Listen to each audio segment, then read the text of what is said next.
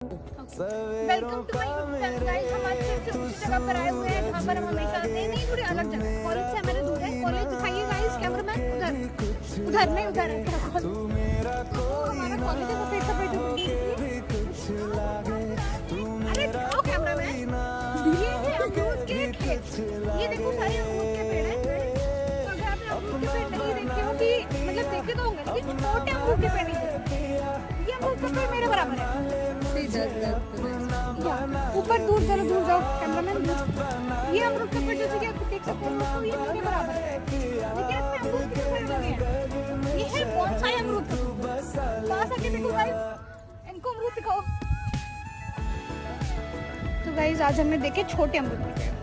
खुश रहो, मजे करो।